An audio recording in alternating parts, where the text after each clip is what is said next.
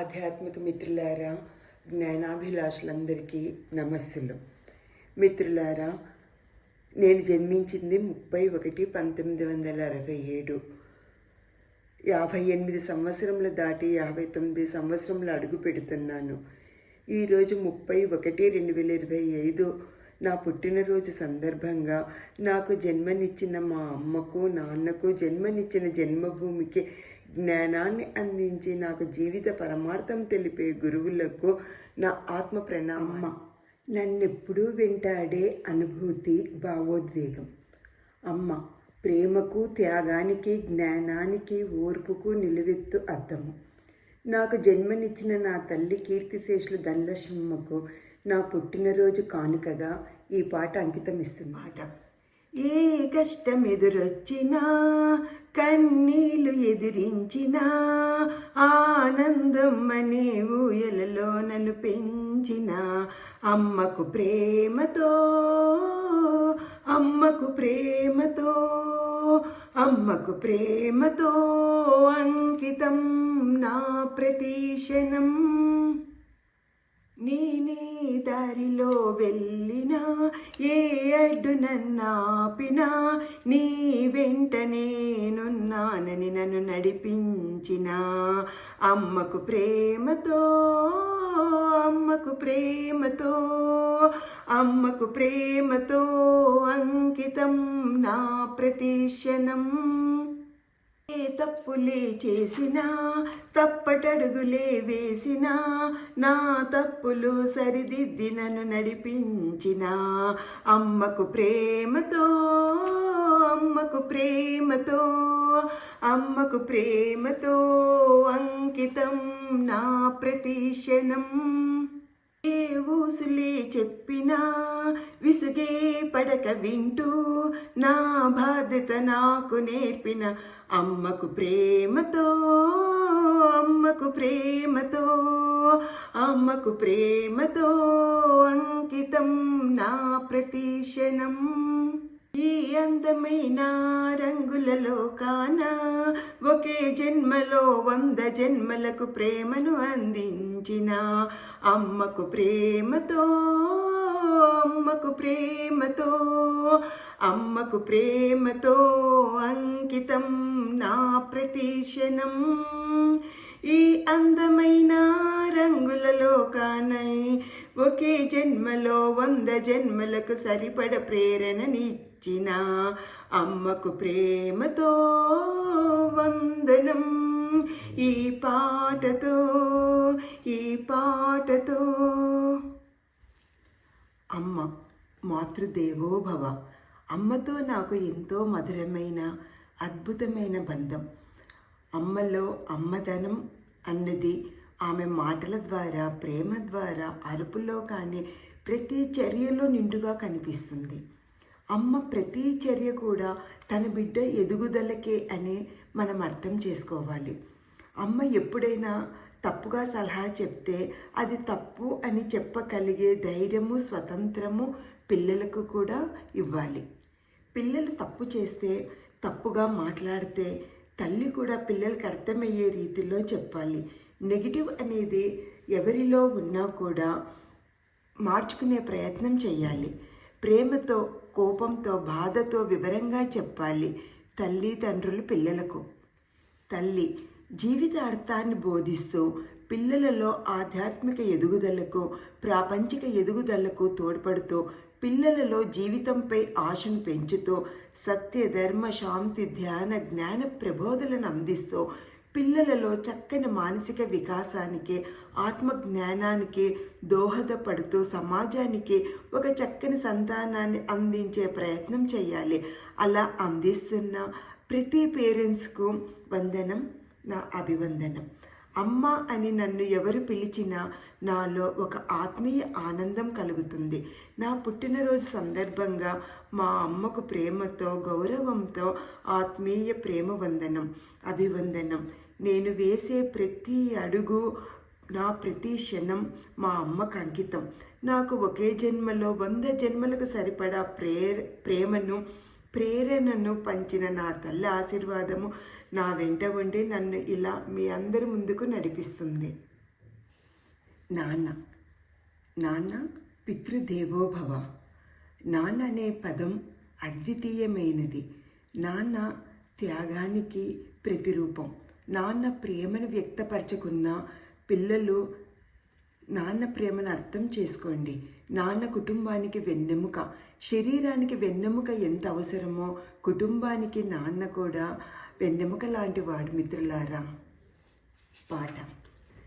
నాన్న చూపి అడుగు జాడ, చీకట్లో సూర్యకాంతి వెలుగంట.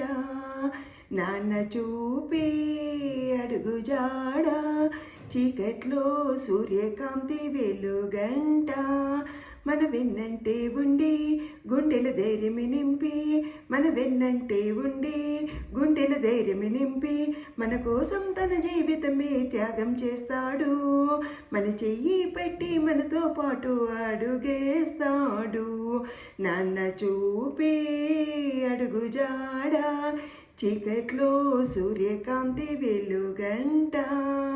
నాన్న చూపే అడుగు జాడ, చీకట్లో సూర్యకాంతి వెలుగంట. నాన్న గురించి. నాన్న త్యాగానికి మారుపేరు. నాన్న చీకటిని తరిమి కొట్టే సూర్యకాంతి. సైలెంటుగా సూర్యునిలా తన పని తను చేస్తూ తన పిల్లల భవిష్యత్తుపై దృష్టి పెడతాడు. తన ప్రేమను, ఫీలింగ్స్ను, కష్టాన్ని గుండెల్లో దాచుకుంటాడు. పిల్లలకు ధైర్యం నాన్న. నాన్న తన మనసులోని ప్రేమను వ్యక్తపరచాలి. మాటల ద్వారా తన భావాలు తెలపాలి. పిల్లలతో సమయం గడపాలి. ఆర్థికంగా పిల్లల్ని చూసుకోవడమే కాకుండా పిల్లలు మనతో ఉన్నప్పుడు మనము వాళ్ళతో స్పెండ్ చేస్తూ మనసు విప్పి మాట్లాడుతూ పిల్లల అవసరాలు తీరుస్తూ కుటుంబం కొరకు తను చేసిన కష్టాన్ని తెలియజేయాలి. అప్పుడు ఆ పిల్లలు నాన్న కష్టాన్ని అర్థం చేసుకుని ప్రతి రూపాయికి విలువ ఇస్తారు. నాన్న సంపాదనను వ్యర్థం చెయ్యరు. నాన్న విలువను, ప్రేమను అర్థం చేసుకుంటూ నాన్న త్యాగానికి తగిన విధంగా తయారయ్యి నాన్నకు తగిన వారసుడిగా రూపుదిద్దుకుంటారు. అందుకే ఫ్రెండ్స్, నాన్నలు మీ భావాలను పిల్లలకు అర్థమయ్యే రీతిలో బోధించండి. పిల్లలు నాన్న తన ప్రేమను నోటి ద్వారా వ్యక్తపరచుకున్న నాన్న ప్రేమను, విలువను గుర్తించండి. మీరు మీ ప్రేమను నాన్న హృదయం నిండా నింపండి. నాకు ఈ ప్రపంచాన్ని పరిచయం చేసిన నా తల్లిదండ్రులకు నా జీవితంలోని ప్రతి క్షణం అంకితం.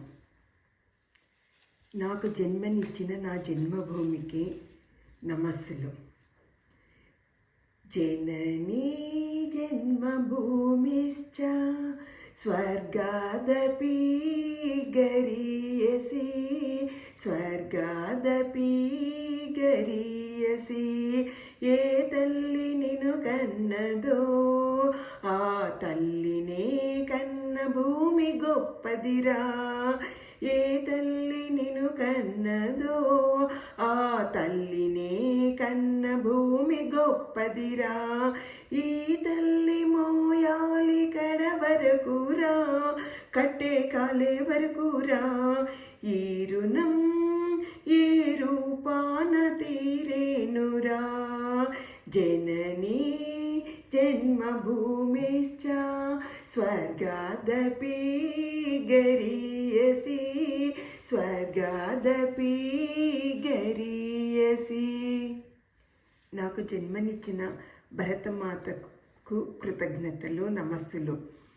మనకు జన్మనిచ్చిన భరతమాత కొరకు మనిషిగా పుట్టి ఒక్కొక్క మెట్టు ఎక్కుతూ విశ్వానికి దోహదపడే, ధర్మాన్ని కాపాడే మాధవుడిగా ప్రతి ఒక్కరిమే మారాలి.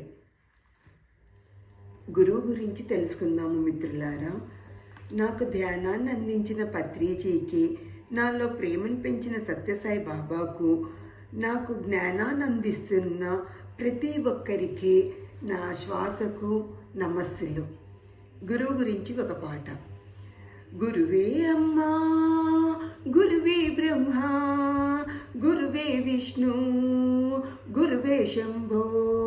గురువే అమ్మా, గురువే బ్రహ్మ, గురువే విష్ణు, గురువే శంభో.